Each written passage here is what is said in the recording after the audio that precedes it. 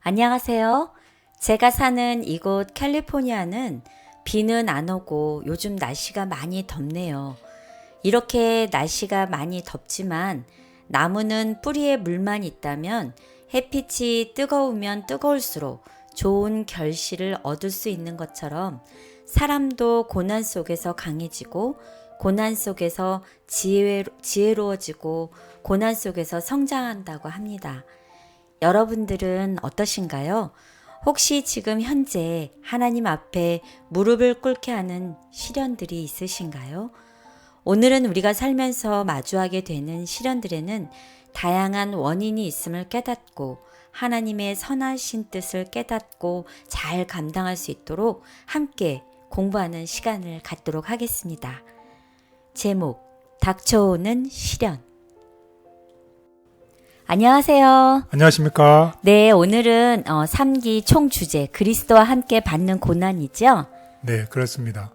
예, 오늘은 그리스도와 함께 받는 고난 두 번째 시간이에요. 그쵸? 네, 그렇죠. 예, 지난주에 저희가 또 목자의 시련이라는 제목으로 공부를 했었죠. 네, 시편 23편을 읽으면서 저희가 공부를 했는데 참 시편 23편을 한 주 동안 좀 잘 묵상하는 시간이 되었습니다. 네. 예, 오늘은 또 저희가 함께 교실에 모여서 2과를 공부하게 되겠죠. 네, 네. 이게 어떤 제목인가요? 네, 우리 다 같이 한번 제목을 보도록 하겠습니다. 이제 선생님이 보이시고 이제 선생님이 이제 제목을 말씀하시죠. 네, 제2과 닥쳐오는 시련. 예, 오늘 제2과는 닥쳐오는 시련, 어떤 시련의 종류들이 있는지에 대해서 공부를 해보도록 하겠습니다. 제목만 들어도 벌써 공포가 몰려오는 것 같아요.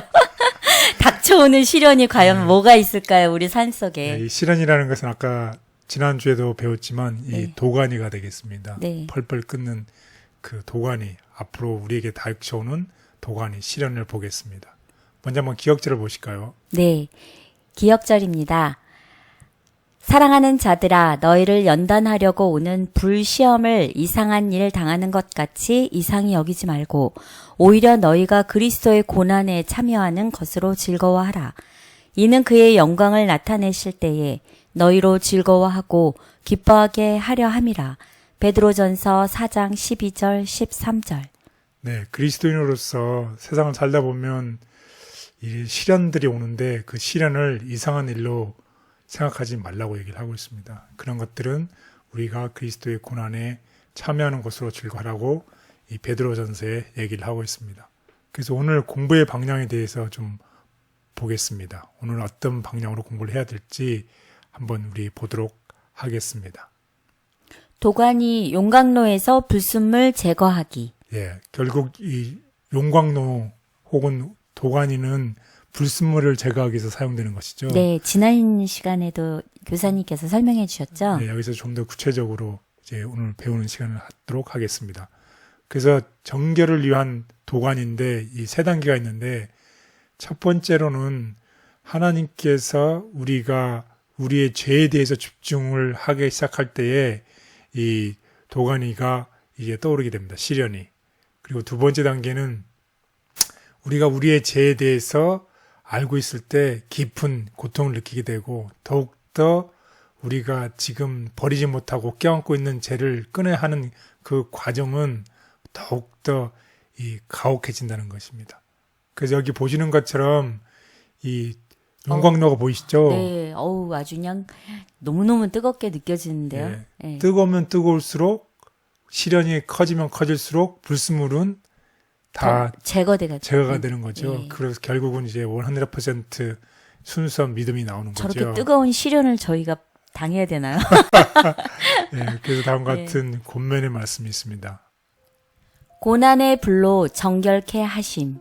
사람들의 마음을 아시는 하나님께서는 그들의 성품을 그들 자신이 아는 것보다 더 잘 아신다. 그분께서는 어떤 사람들에게는 올바르게 지도하기만 하면 당신의 사업을 발전시키는데 사용될 수 있는 능력과 감수성이 있는 것을 아신다. 하나님께서는 당신의 섭리로서 그와 같은 사람들을 각기 다른 위치와 여러 가지 환경에 처하게 하심으로 그들이 지금까지 알지 못한 채 감추어둔 결함들을 그들의 성품에서 발견하게 하신다. 그분께서는 그들에게 이와 같은 결함들을 교정하고 당신의 사업에 적합하게 할 수 있도록 기회를 주신다. 때때로 그분께서는 고난의 불이 그들을 엄습하도록 허락하심으로써 그들을 정결케 하신다. 네. 우리가 가지고 있는 이 결함들이 많이 있죠. 네, 그런데 그 결함들을 하나님께서 우리를 위해서 그것을 허락하신다는 것이에요. 고난의 불을 통해서 우리의 결함들을 어떻게 하신다는 것이에요. 정결케 하시기 위해서 고난을 허락하신다는 내용입니다. 네, 네. 그래서 오늘 이제 실험을 해볼 텐데요. 여기 그림에 보시는 것처럼 이제 플래스크가 있죠. 네, 그 플래스크에 이렇게 불을 이제 키면은 네. 이게 달구어지고 불순물이 제거되는 것이죠. 아, 원리는. 네, 네, 그래서 이 불순물을 제거하는 것입니다. 그래서 오늘 공부할 내용은 우리가 예상치 못한 일, 그런 실현들을 통해서 이 불순물이 제거될 수 있다는 것입니다. 또 때로는 이 실현들이 사단이 주는 실현들이 있어요. 예, 그 실현들이 왔을 때 우리는 어떻게 대처하는지에 대해서 공부하겠습니다. 그리고 또 우리가 받는 실현은 무엇 때문에 오는 것이에요? 우리가 죄. 지은 죄 때문에 오는 죄 것이죠. 때문에. 예, 그래서 결과가 있으면 반드시 무엇이 있다는 것이에요. 원인이 있는 것이죠. 원인이 있어서 그 결과가 나타난다는 그 죄에 대한 실현에 대해서 공부하겠습니다. 그리고 또 어떤 실현이냐면 우리를 정결케 하는 실현이 있어요. 그리고 마지막으로는 이 완벽한 퍼펙션 혹은 성숙을 위한 실현이 있다는 것입니다. 오늘 이러한 내용을 가지고서 우리 다 같이 공부를 해보도록 하겠습니다. 네, 첫 번째 날을 공부해 보도록 하겠습니다. 첫째 날, 예상치 못한 일. 사랑하는 자들아, 너희를 연단하려고 오는 불시험을 이상한 일 당하는 것 같이 이상히 여기지 말고. 베드로전서 4장 12절. 네, 우리가 이렇게 생활하다 보면 네, 정말 예상치 못한 그 불시험 같은 그런 일들이 있죠. 네, 어렵고 이상한 일들을 많이 당하죠. 네, 그리스도인으로서 당하는 어려움들입니다. 우리가 살다 보면 이런 어려움들이 있는데, 예를 들면 길 반대편에서 오는 차가 갑자기 차선을 넘어오거나, 혹은 우리가 들었지만은 내가 길을 걷고 있는데 횡단보도도 아닌 이 인도를 걷고 있는데 차가 뒤로 와서 네, 저희 교회에 네. 성도님이 아침에 부부가 이렇게 걸으시는데 갑자기 남편분이 없어지셨대요. 보니까 옆에 지나가는 차가 남편을 쳐서 이렇게 그런 그렇죠. 일이 있으셨어요. 차도에서 인도로 와서 사람을 친 거죠. 네. 이런 정말 하루아침에 이런 일들이 일어나거나, 혹은 직장에서 해고 통지를 받거나, 또 전혀 짐작하지도 못했던 병원을 갔는데 이 진단 결과를 받게 되거나, 이러면 정말로 힘들어지죠. 네. 또 가까운 사람에게서 배신당하는 이런 일들이 나게 되면 정말 하나님을 믿는 그리스도인데 왜 이러한 일들이 생기는가 하고 생각하게 되잖아요. 네 가지 일이 다 마음이 아프네요. 정말이죠. 정말로 갑작스럽게 생긴 일들이죠. 이런 일들은 이 그 자체만들도 힘들겠지만 이게 예고가 없이 찾아오잖아요. 정말 예고 없이 갑작스럽게 다가오기 때문에 더욱더 고통스럽게 느껴진다는 것입니다. 이러한 일들을 봤을 때에 그리스도인으로서 이런 우리 믿음이 이런 고난의 시험을 통할 때에 이런 것들은 이 고난의 과정, 도간의 과정인 이 재련 과정으로 생각할 수 있다는 것입니다. 그래서 하나님께서는 이런 시련을 허락하시죠. 그래서 우리는 선과 악, 또 하나님과 사단과의 분쟁 가운데 우리는 매일 살아가고 있어요. 그렇죠. 순간마다, 날마다. 그러므로 우리가 지금 현재 공개적으로 하나님 편에 서게 될 때에 어려움이 오는 것은 당연한 일이기 때문에 놀라지 말라는 것입니다. 그래서 베드로전서에서는 특별히 다음과 같은 권면을 우리에게 주고 있습니다. 베드로전서 4장 12절 19절. 사랑하는 자들아, 너희를 연단하려고 오는 불시험을 이상한 일 당하는 것 같이 이상히 여기지 말고 오히려 너희가 그리스도의 고난에 참여하는 것으로 즐거워하라. 이는 그의 영광을 나타내실 때에 너희로 즐거워하고 기뻐하게 하려 함이라. 너희가 그리스도의 이름으로 치욕을 당하면 복이 있는 자로다. 영광의 영, 곧 하나님의 영이 너희 위에 계심이라. 너희 중에 누구든지 살인이나 도둑질이나 악행이나 남의 일을 간섭하는 자로 고난을 받지 말려니와. 만일 그리스도인으로 고난을 받으면 부끄러워하지 말고 도리어 그 이름으로 하나님께 영광을 돌리라. 하나님의 집에서 심판을 시작할 때가 되었나니 만일 우리에게 먼저 하면 하나님의 복음을 순종하지 아니하는 자들의 그 마지막은 어떠하며, 또 의인이 겨우 구원을 받으면 경건하지 아니한 자와 죄인은 어디에 서리요. 그러므로 하나님의 뜻대로 고난을 받는 자들은 또한 선을 행하는 가운데에 그 영혼을 미쁘신 창조주께 의탁할지어다. 네, 우리가 베드로전서를 통해서 우리는 이 세상에 불완전한 죄된 세상 가운데 하나님을 믿는 사람으로 살아가고 있습니다. 네. 따라서 우리에게 오는 시련은 하나님을 믿기 때문에 어쩌면 당연하게 오는 것이기 때문에 이상한 일로 여기지 말라고 우리에게 권면하고 있습니다. 우리에게 닥치는 시련을 이상하게 생각지 말아야 할 것은 이 세상에서는 의인이 고난을 당하고 악인이 번영하는 것처럼 보일 수도 있기 때문이다. 고난의 풀무에서 당신의 종들을 정련하심. 하나님께서는 항상 고난의 풀무를 통해 당신의 백성들을 시험하셨다. 그리스도인 품성의 순금에서 찌꺼기가 제거되는 것은 풀무의 열을 통해서이다. 예수께서는 그 시험을 주목하신다. 그분께서는 그것이 당신의 사랑의 광채를 반사할 수 있도록 그리스도인 품성의 귀금속을 정련하기 위하여 필요되는 것이 무엇인지를 아신다. 하나님께서는 세밀하고 엄격한 시험으로써 당신의 종들을 훈련하신다. 그리스도인의 삶을 산다는 것이 항상 장밋빛 레드카펫을 걷는 것이 아님을 깨달을 수 있는 지혜를 허락해 주셔서 고난 가운데서도 함께 하시는 하나님의 은혜와 하나님의 크신 뜻을 발견하게 도와주시옵소서. 아멘. 네, 둘째 날을 공부해 보도록 하겠습니다. 둘째 날, 사탄이 주는 시련들. 근신하라, 깨어라. 너희 대적 마귀가 우는 사자같이 두루다니며 삼킬 자를 찾나니. 베드로전서 5장 8절. 네.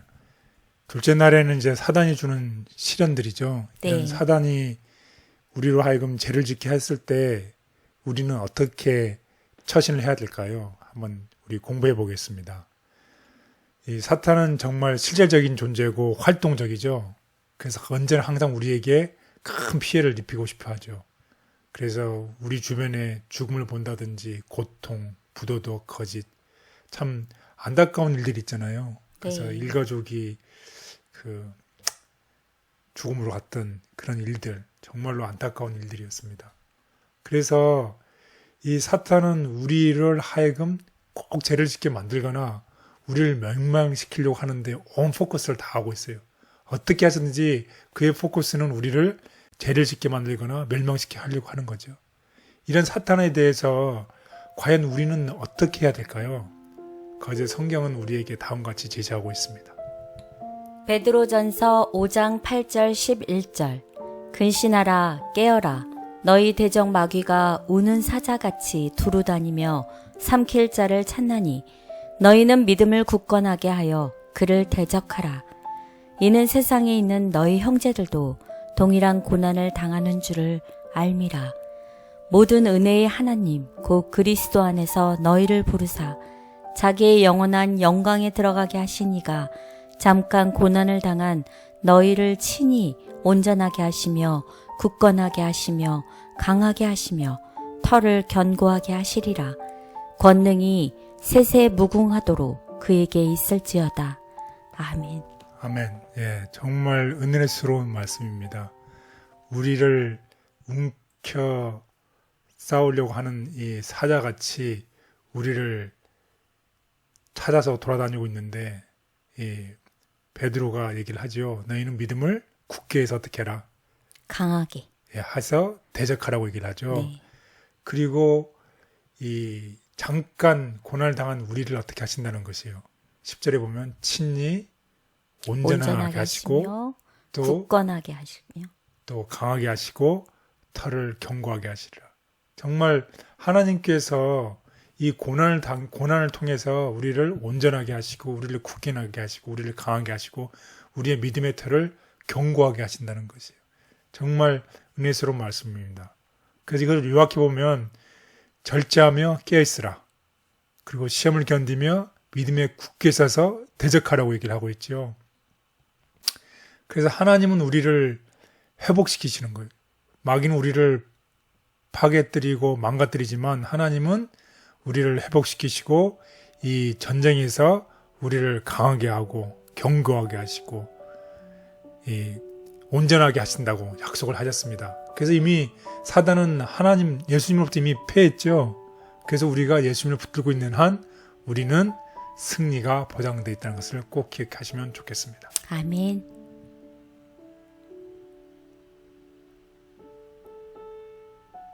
사탄은 끊임없이 그리스도인들을 공격하고 시련을 가져다 주지만 우리가 믿음으로 그리스도께 붙어 있다면 우리는 능히 사탄을 대적할 수 있다.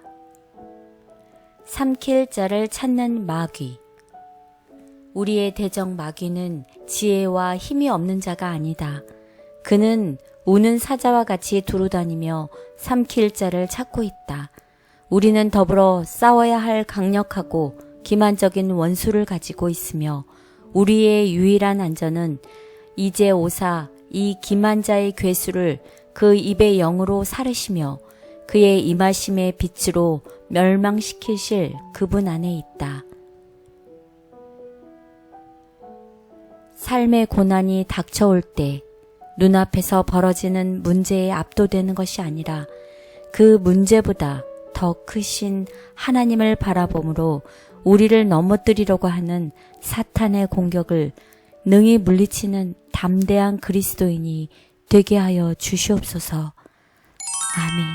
네, 셋째 날 공부를 해보도록 하겠습니다. 셋째 날, 죄로 인한 시련. 하나님의 진노가 불의로 진리를 막는 사람들의 모든 경건하지 않음과 불의에 대하여 하늘로부터 나타나나니. 로마서 1장 18절. 예, 우리가 시련을 겪는 것은 반드시 죄로 인해서 오는 결과라는 것입니다. 이 결과가 있으면 반드시 무엇이 있어요? 결과가 이르게 하는 원인이 있겠죠. 그래서 쉬운 말로 하면 우리가 뿌린 대로 어떻게 한다? 거둔다. 예, 우리가 뿌린 대로 우리가 죄된 삶을 살았으면 우리의 삶의 결과가 이런 시련을 당하게 되는 것이죠. 예를 들면 우리가 이 부절제에서 마음대로 음식을 먹었으면 우리의 건강이 어떻게 되나요? 나빠지게 되는 것이죠. 예. 그래서 이 죄에는 항상 무엇이 따른다는 것인가요? 부작용. 예, 부작용이 따른 것입니다. 그래서 하나님은 우리의 죄의 결과를 이게 제거하실 수도 있지만 일반적으로 죄의 결과를 허락하시죠. 그렇기 때문에 우리가 죄를 지으면 죄의 결과가 시간이 지난 다음에 얼마나 해롭고 모욕적인지 이해할 수 있습니다. 그래서 우리는 때또 우리가 죄를 짓고 나서 이런 사건을 할 수 있어요. 하나님은 나의 현재 상황을 이해하시고 내 죄의 결과에서 나를 구원해 주실 것이라는 생각을 할 수도 있는 것이죠. 근데 그렇게 생각해서는 안 된다라는 것이죠. 거죠. 예. 내가 정결한 음식을 먹고 깨끗한 음식을 먹고 운동을 잘하고 내 몸을 잘 관리해야지 내가 오래 사는 것이지 내가 내 마음대로 부절제하게 살면서 내가 장수하리라고 생각해서는 안 된다는 생각과 일치하죠. 똑같은 원리죠. 그래서 우리의 몸은 하나님의 성전이기 때문에 우리가 만약에 좋은 식사, 운동을 하면 우리가 하나님의 성전으로서 우리가 깨끗한 몸을 관리할 수 있지만 그렇지 않다고 하면 우리의 건강이 망가지는 것이죠.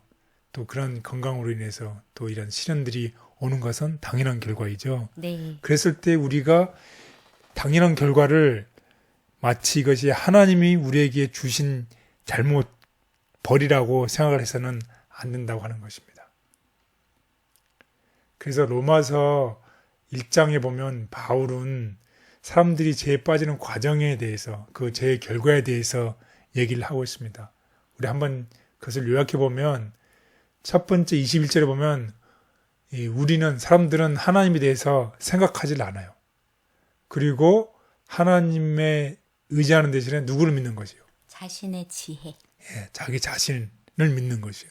그런 사람들이 많잖아요. 왜 누구를 믿어? 나를 믿어야지. 내 자신을 믿어야지. 네. 그렇다는 것이에요. 그래서 이 땅에 있는 것들을 숭배하는 것이에요. 네. 하늘에 있는 하나님을 숭배하는 게 아니라 이 땅에 있는 것을 숭배하게 되고 이러다 보면 우리가 우리 자신의 길을 따르게 가도록 우리 자신을 허락한다는 것이에요. 이렇게 했을 때에 이런 단계들이 이르렀을 때 결국 죄가 나타난다는 것이에요. 결국 우리가 하나님으로부터 멀어져 가는 것이죠. 네. 우리가 선택하는 거죠. 하나님으로부터 멀어져 가기를 선택하고 우리의 길을 따르게 될 때에 죄에 간다는 것입니다. 네. 우리가 반대로 우리가 믿음으로 하나님을 선택하게 될 때 우리가 생명에 가까이 가는 것이죠. 모든 일에는 원인이 있게 마련이다. 인간의 수많은 고통은 죄의 결과로 주어진 것이다. 스스로 자초한 고통을 하나님의 탓으로 돌려서는 안 된다. 고통의 원인을 곡해하게 만드는 사탄. 모든 고통은 하나님의 율법에 대한 범법에서 초래되는 것이 사실이지만 이 진리는 곡해되어 왔었다. 죄와 죄의 모든 결과의 장본인인 사탄은 사람들로 하여금 질병과 죽음은 죄 때문에 당하는 독단적인 형벌로서 하나님에게서 오는 것으로 생각하게 하였다. 그래서 큰 고통 혹은 큰 재난에 빠진 자들은 큰 죄인으로 간주되는 짐을 더 얹어졌었다. 제가 스스로 자초한 죄의 결과 앞에서 하나님을 원망했던 적이 얼마나 많은지요. 하나님을 원망하기 전에 저 자신의 삶을 돌아보게 해주시고 혹시 잘못된 길로 가고 있다면 즉시 하나님의 인도하심에 순종하게 하여 주시옵소서. 아멘. 네, 넷째 날입니다. 넷째 날, 정결케 하는 시련. 그러므로 만군의 여호와께서 이와 같이 말씀하시되 보라, 내가 내 딸 백성을 어떻게 처치할꼬 그들을 녹이고 연단하리라. 예레미야 9장 7절. 네, 사랑하는 이 백성을 위해서 하나님이 이 정결을 통해서 이 시련을 통해서 정결케 하신다는 내용입니다. 우리 한번 결과를 보겠습니다. 우리가 아까도 공부했지만 죄의 결과는 정말로 힘들지요. 네, 부정적인 결과들이 많대죠. 그렇죠. 그리고 하나님은 죄 자체를, 죄인은 사랑하시지만 죄 자체는 미워하시죠. 그래서 우리가 만약에 하나님이 싫어하는 그 죄 자체를 고백하지 않고 계속 품고 있으면, 우리가 거부하고 있으면 하나님은 정말로 걱정을 많이 하시죠. 그래서 우리가 죄를 자백하고 우리가 죄를 버려야 되는데, 우리가 계속 죄를 고집하고 죄를 버리지 않을 때 하나님은 우리를 어떻게 하신다는 것인가요? 도가니로 내버려 두셔서 우리의 죄를 인정하고 구원의 필요성을 느끼게 됩니다. 예, 결국 우리가 시련을 겪게 되죠. 시련. 우리가 우리의 죄를 끝까지 거부하고 있을 때에 하나님께서는 우리의 시련, 도가니를 통해서 우리 죄의 불순물을 제거하는 과정을 거치게 하시죠. 참 힘든 과정이지만 우리에게는 꼭 필요한 과정이죠. 그래서 이런 시련을 당할 때에 이런 하나님의 우리에게 시험을 주는 목적을 이해한다면 우리가 좀 더 우리의 삶이 우리가 믿음으로 하나님께 나갈 수 있다는 내용입니다. 그래서 우리 다 같이 예레미야에 있는 내용을 보도록 하겠습니다. 예레미야 9장 7절 9절. 그러므로 만군의 여호와께서 이와 같이 말씀하시되 보라, 내가 내 딸 백성을 어떻게 처치할꼬 그들을 녹이고 연단하리라. 그들의 혀는 죽이는 화살이라. 거짓을 말하며 입으로는 그 이웃에게 평화를 말하나 마음으로는 해를 꾸미는도다. 내가 이 일들로 말미암아 그들에게 벌하지 아니하겠으며 내 마음이 이런 나라에 보복하지 않겠느냐. 여호와의 말씀이니라. 예, 우리가 우리의 죄를 끝까지 고집할 때 하나님께서는 우리를 녹이고 연단하리라 이렇게 얘기를 하고 있습니다. 그래서 우리가 우리의 죄를 버려야 되는데 계속 가지고 있을 때 우리가 이 시련으로 가는 세 단계가 있어요. 이 안타깝지만 우리가 겪어야 되는 단계입니다. 그래서 첫 번째 단계는 우리가 하나님께서 우리의 죄에 대해서 우리의 주의를 집중하게 할 때, 우리가 이게 죄라구나 라고 집중하게 될 때 정말 고통스러운 방법일 수는 있지만 이제 시작이 되죠. 시련이. 그리고 우리가 우리의 죄를 알고 있기 때문에 우리가 이제 우리 죄 때문에 깊은 이 고통을 느끼게 되고 또 이 고통을 느끼면서 우리는 지금까지 버리지 못하고 껴안고 있던 이 죄를 이제 끊어야 하기 때문에 그 혹독한 시련을 견디게 된다는 것입니다.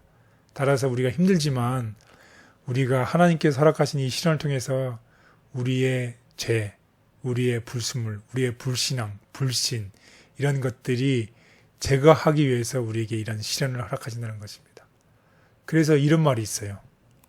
만약 하나님의 성령께서 전해주신 주님의 말씀이 그대의 마음을 상하게 한다면 아마도 그분께서 그대 안에서 뿌리 뽑기 원하시는 그 무언가가 있기 때문일 것이다.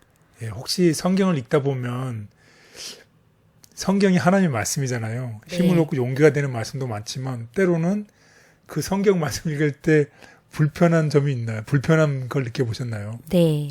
예, 그렇다고 하면 그것은 하나님께서 아마도 우리 안에 뿌리 뽑기를 원하시는 그 무언가가 주는 메시지일 수도 있다는 것입니다.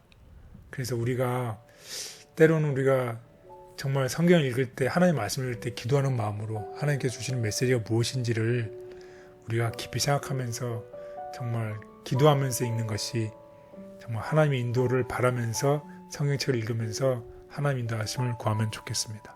아멘. 우리에게서 죄를 제거하시기 위해 하나님께서 말씀의 칼을 대실 때 우리는 고통을 느끼지 않을 수 없으나 그것은 우리를 정결케 하는 과정임을 기억해야 한다. 가치 있는 금속만을 연단하심. 만일 주께서 당신의 이름을 영화롭게 할 수 있는 것을 우리 안에서 도무지 발견하지 못하신다면 우리를 연단하기 위하여 시간을 소비하지 않으실 것이다. 우리는 가시덤불을 자를 때에 무슨 특별한 수고를 들이지 아니한다. 그리스도께서는 당신의 풀무 속에 무가치한 돌을 던지지 않으신다. 주께서는 시험하시는 것은 가치 있는 금속이다. 저에게 너무나도 편안한 것이 되어버린 악한 습관들을 버리는 것이 쉽지 않음을 경험합니다. 그래서 하나님의 은혜가 필요합니다. 스스로 이룰 수 없는 변화를 이루기 위해 하늘의 능력을 구하오니 약속하신 성령을 보내주시옵소서. 아멘. 네, 다섯째 날 공부를 우리 해보도록 하겠습니다. 다섯째 날, 성숙을 위한 시련. 여러 계시를 받은 것이 지극히 크므로 너무 자만하지 않게 하시려고 내 육체에 가시, 곧 사탄의 사자를 주셨으니 이는 나를 쳐서 너무 자만하지 않게 하려 하심이라. 고린도후서 12장 7절. 네, 사도 바울의 이야기죠. 네. 사도 바울이 눈이 늘 아팠었죠. 예. 그래서 그 눈이 아픈 눈을 위해서 하나님께 기도했을 때 하나님께서 내 은혜가 내게 족하다 이런 얘기를 하시죠. 그래서 이 사도 바울은 이 눈을 통해서 항상 하나님을 의지했다는 것이에요. 그래서 모든 것이 완벽하고 모든 상황이 퍼펙트하면 사람들이 하나님을 의지하지 않겠죠. 이 세상 살면서 우리가 부족함이 없다고 하면 이 세상 사는 것이 만족해서 하늘나라가 필요가 없겠죠. 네. 예, 그런 것처럼 우리 자신이 너무 교만하고 자만하지 않도록 하나님께서 이 육체의 가시를 허락하셨다는 것이에요. 그래서 우리 다음 그림을 보면 이 나무 치는 게 있죠. 네. 나무를 그냥 쳐버리는 경우가 있고 전쟁하는 게 있는데 지금 자라는 나무를 우리가 V자가 되게끔 이렇게 잘라주지요. 예. 나무가 자라면. 네. 그러면 또 V자로 갈라지고 또 나무를 잘라줘야지 다시 또 가지가 V자로 되지요. 그래서 결국 이렇게 하면 결국 나무가 커지죠. 네. 예, 고추 농사를 할 때도 보면 고추를 우리가 화분에 심잖아요. 예. 그래서 그냥 물만 주고 아무것도 하지 않으면 고추가 싹이 막 여기도 나고 저기 나고 형편없이 그냥 쭉 볼 수가 없어요. 고추 농사를 지금 짓고 계시나 봐요. 예, 지금 연습하고 있습니다. 그런데 고추가 자라는 그 모순을 밑에서부터 네. 이렇게 다 없애주고 아. 자라날 때마다 이렇게 V자 되는 가지에서 이렇게 다 정리를 해주면 네. 가지가 V자로 이렇게 자라나더라고요. 아. 그리고 결국에는 이제 탐스러운 열매를 맺히게 되죠. 네. 마찬가지로 우리의 삶 속에서도 우리가 필요 없는 이 가지들을 하나님께서 이렇게 잘라주신다는 거죠. 그렇게 했을 때 우리가 믿음으로 하늘 향해서 이렇게 우리의 믿음이 곱게 자라나게 되는 것인데 그렇지 않을 때, 잘라지지 않을 때 정말 어떻게 될지 몰라요. 네. 예, 그래서 이런 과정을 통해서 우리가 하나님께 나간다는 것입니다. 그래서 때때로 하나님은 사탄이 우리로 하여금 어떤 도가니를 통과하게 하여 우리를 강화시켜 미래의 시험을 견딜 준비를 갖추게 하십니다. 바울은 자신이 겪고 있는 가시가 자신을 높이지 못하게 하고 교만과 자신감에 굴복하지 않는다는 것을 이해했습니다. 그는 내가 약할 때 곧 강하다라고 결론 지었습니다. 예, 멋있는 결론입니다. 내가 약해야지만이 내가 약할 때 내가 곧 강하다라는 말씀입니다. 그 때로는 우리가 가진 모든 것이 다 우리의 뜻대로 이루어지고 우리의 바람대로 성취되고 그럴 때 정말 주위에 있는 사람들이 안 보이죠. 네, 우리가 너무 강하기 때문에. 네, 우리가 너무 강했을 때 하나님은 보이지가 않지요. 근데 하나님을 바라보는 방법은 내가 약해지고 내가 작아질 때, 내가 겸손해질 때 하나님이 보이고 내 사랑하는 이웃이 보이고 내 사랑하는 가족들이 보이는 것이죠. 그런 의미를 통해서 하나님은 우리가 성숙에 이르게 완전히 이르게 하기 위해서 이 시련을 허락하신다는 것입니다. 제가 이렇게 집 청소를 하다가 이렇게 노트들을 발견했어요. 네. 그래서 이렇게 오래된 노트이지만 제가 이렇게 한 장 한 장 넘겼다 보니까 제가 이렇게 읽은 그 내용으로 봤을 때는 좋을 때보다는 제가 정말 어려움을 당할 때 하나님께 도와달라는 그런 글들이 대부분이더라고요. 그래서 네. 보니까 제가 정말 어렵고 힘들고 약할 때 하나님을 더 많이 찾게 되는 거는 사실인 것 같아요. 예. 그래서 우리가 하나님께 향한 우리의 믿음이 더 순수해지고 불순물이 제거되는 것이죠. 네. 예, 정말 좋은 예를 들어주셔서 고맙습니다. 정말 우리의 삶 속에서 우리가 시련이 힘들지만 그 시련을 잘 이겨냄으로 인해서 우리가 정말 더 강해지는 믿음으로 강해지는 우리의 모습을 볼 수 있겠습니다. 예. 그리고 또 한 가지는 지금 이제 여기 꽃순이 나는 걸 보이죠. 그런데 이 꽃순이 났을 때 꽃순이 나면 거기에 대해 열매가 맺히잖아요. 네. 그런데 이 열매, 이 꽃을 이 정정해서 잘 해주지 않으면 어떻게 되나요, 열매가? 많이 열리는데 정말 조그만 열매밖에 안 열리죠. 네. 우리가 여기 지나가다 보아도 이제 귤나무들 있잖아요. 예, 예. 근데 사람이 귀찮아서 그걸 정정하지 않고 정리하지 않으면 정말 보기 흉하죠. 네. 열매가 너무너무 적어서 상품 가치가 없지요. 네. 그런데 그것을 정성스럽게 그 꽃잎을 따줄 때에 위에 있는 그림처럼 정말 탐스러운 열매가 맺히는 것이죠. 네. 그래서 우리의 삶 속에서도 우리의 마음속에 있는 잘못된 정욕, 죄들을 우리가 하나님의 은혜로 정정이 됐을 때 이런 탐스러운 성령의 열매를 우리 맺는 우리 모두가 됐으면 좋겠습니다. 아멘. 그래서 이제 우리가 겪는 이 많은 시련들이 있습니다. 그렇지만 모든 시련이 모든 사람에게 똑같은 방식으로 되는 것은 아닙니다. 각각의 경우에 따라서 각각의 시련들이 있죠. 네. 내가 겪는 시련이 모든 사람에게 동일한 시련을 겪는 것은 아니고 네. 각자마다 자신의 형편과 처지에 따라서 우리가 시련을 받습니다. 하지만 그런 시련을 통해서 우리 각자가 더욱더 정결해지고 하나님께 나가는 우리 모두가 되기를 간절히 바라겠습니다. 아멘. 나무의 가능성을 내드릴 때에만 가지치기를 할 것이다. 하나님께서 때때로 우리를 가지치기 하고자 하시는 것은 우리를 성숙시키기 위함이다. 고통과 시련의 목적. 우리로 하여금 하늘에 합당한 자가 되도록 하기 위해서 전정하고 깨끗하게 하는 일은 위대한 사업이며 우리에게 많은 고통과 시련이 요구된다. 왜냐하면 우리의 뜻이 그리스도의 뜻에 복종하지 않기 때문이다. 우리는 불이 찢기를 소멸하여 정결케 되므로 하나님의 형상을 반사하게 될 때까지 풀무불을 통과하여야 한다. 저의 삶에 다가오는 고난이 저를 더 성숙하게 하시기 위한 하나님의 계획임을 깨달을 수 있는 영적 안목을 갖고 싶습니다. 하나님의 시선으로 저 자신을 바라보며 세상을 바라볼 수 있게 도와주시옵소서. 아멘. 네, 공부의 요약을 해보도록 하겠습니다. 공부 요약 1. 삶에서 마주하는 모든 시련들이 전부 하나님께로부터 오는 것은 아닙니다. 공부 요약 2. 사탄이 가져다 주는 시련도 있고 우리의 잘못된 선택으로 마주하는 시련들도 있습니다. 공부 요약 3. 하지만 그 모든 시련들 가운데 함께 하시는 하나님을 만날 수만 있다면 우리는 그 시련들을 통해 정결케 될 뿐만 아니라 성숙한 그리스도인으로 거듭날 수 있습니다.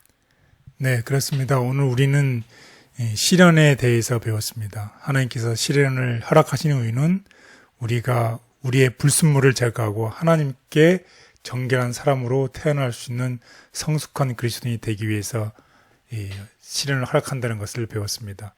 우리가 결국 우리의 삶 속에서 우리의 시련의 목적을 주신 하나님의 의도를 이해할 때에 우리의 삶이 더욱 한층 더 하나님께 나갈 수 있고 성숙한 그리스도인으로 성장할 수 있을 것입니다. 우리 이번 공부를 통해서 우리가 혹시 시련 가운데 계시는 분들, 어려움을 겪는 분들이 계신다면 하나님께서 우리를 버리신 것이 아니라 하나님이 우리를 사랑하심으로 인해서 이러한 시련을 통해서 우리가 더욱 하나님의 자녀로 자라나기를 원하신다는 것을 기억하시고서 이 시련을 우리 모두 다 같이 힘들겠지만 이겨낸 우리 모두가 되시기를 간절히 바라겠습니다. 아멘. 감사합니다. 오늘 우리는 말씀을 통해 시련이 우리를 정결케 하시고 성장하게 하시는 하나님의 은혜를 깨닫고 이러한 사실에 대해서 우리 모두가 믿음을 가지게 되시기를 바랍니다. 사랑하는 성도님들, 여러분들의 각각의 삶 속에서 지금 현재 어떤 어려움과 어떤 암담한 시련들이 계실지라도 하나님의 능력과 약속을 믿고 무서워하지 마시고 또 겁내지도 마시고 우리 함께 담대히 강하게 이겨내시길 간절히 바라겠습니다. 감사합니다. 다음 주에 다시 인사드리겠습니다.